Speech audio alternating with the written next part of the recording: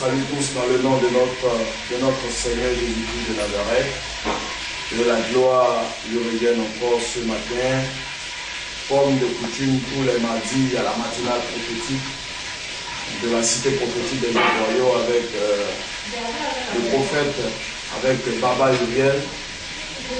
Je bénis le Seigneur pour toute mon équipe et toute l'équipe qui travaille à la production de cette émission, de cet espace, de ces séances d'enseignement.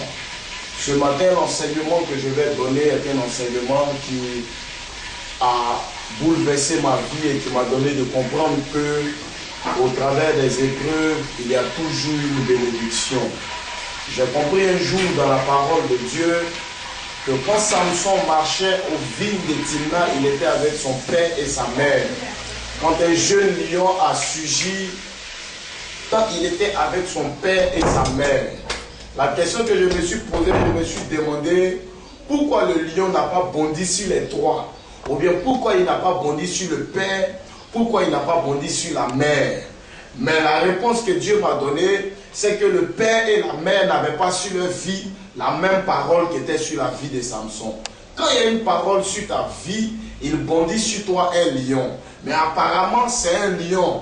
Mais au travers de ce lion-là, il y a toujours un miel. Mais la Bible dit que quand Samson a fini de tuer le lion, 3 jours après, quand il est repassé à l'endroit où le cadavre du lion était, il a trouvé du miel dans le lion. Et le miel qu'il a trouvé dans le lion-là, il a apporté ça à son père et à sa mère. Pourtant, quand le lion a bondi sur lui, son père et sa mère ont fui.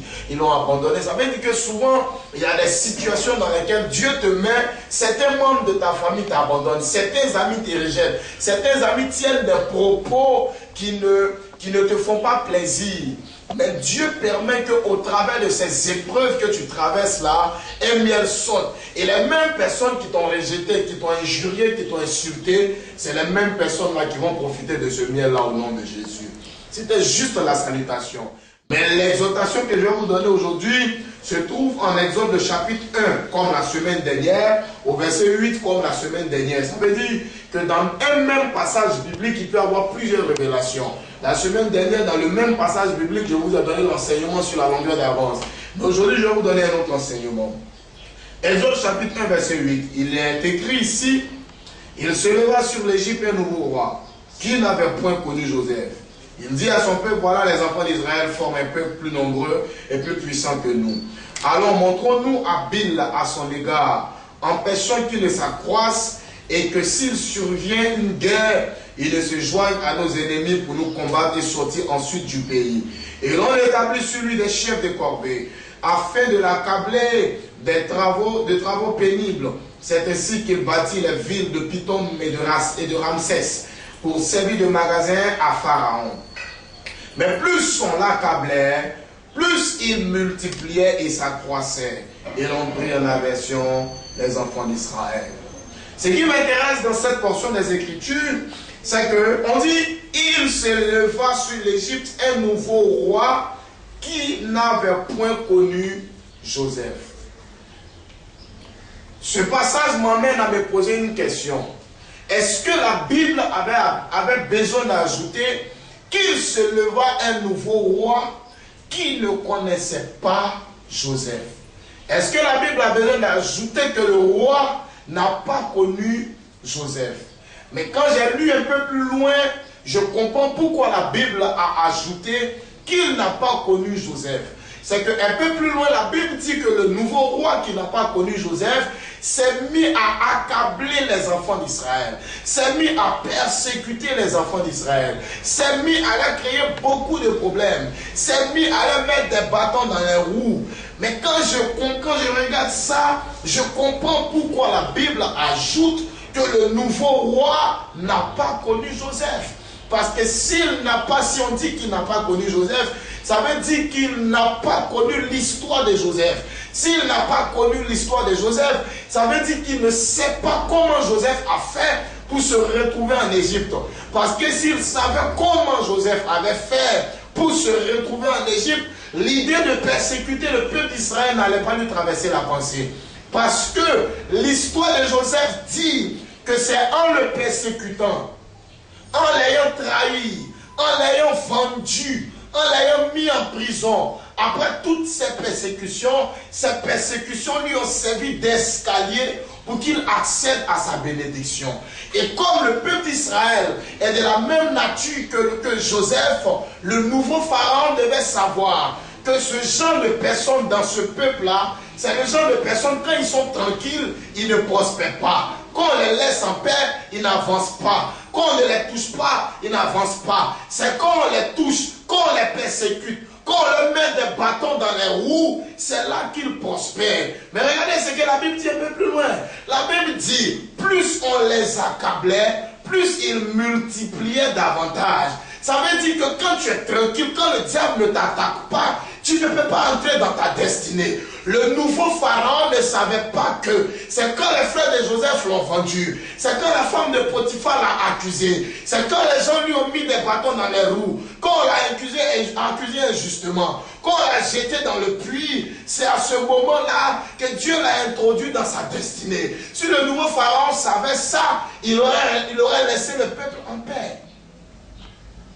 Il dit un nouveau pharaon qui ne connaissait pas Joseph.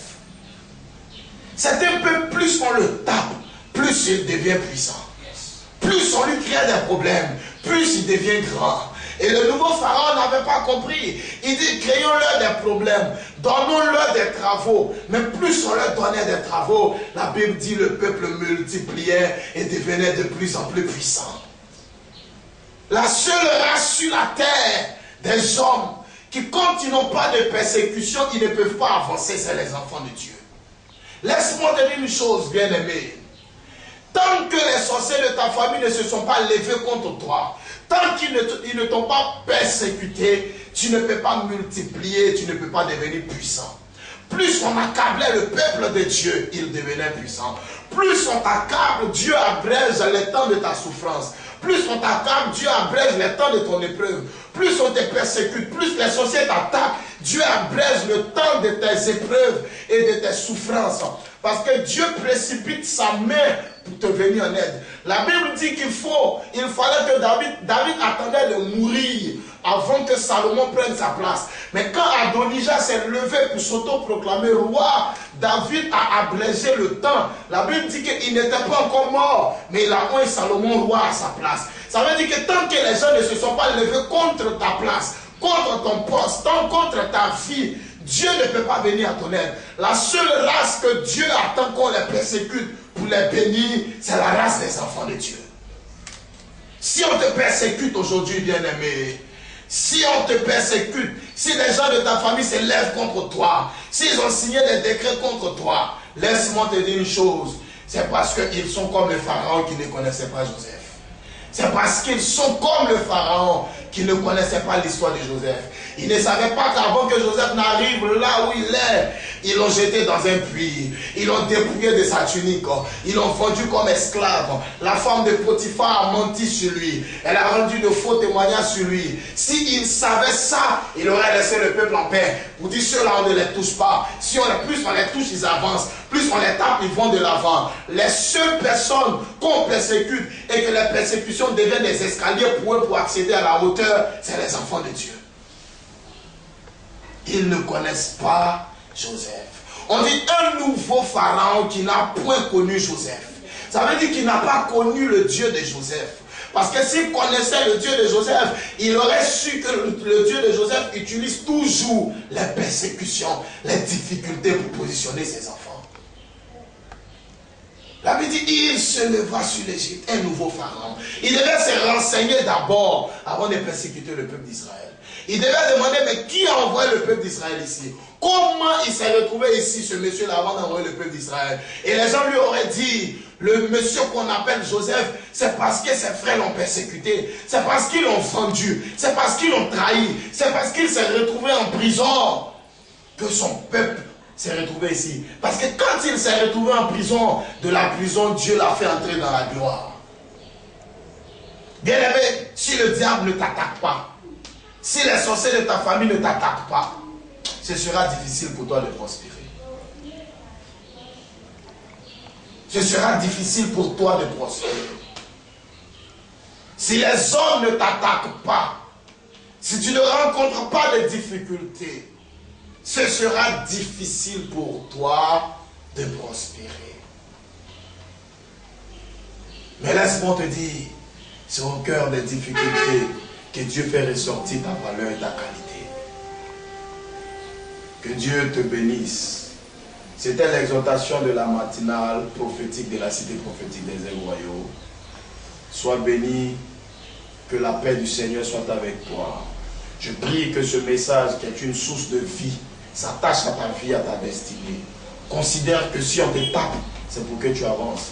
La Bible dit que quand ils ont saisi Samson, on lui a demandé de tourner la mule. Si tu tournes la mule, ça va forger tes muscles et tu deviendras 2 fois plus fort qu'avant. C'est pourquoi quand Samson tournait la mule, ses muscles devenaient de plus en plus costauds. Avant, il avait la force, mais peut-être qu'il n'avait pas de muscles. Mais quand il a commencé à tourner la mule, ses muscles ont commencé à sortir. Ses muscles ont commencé à prendre de l'ampleur.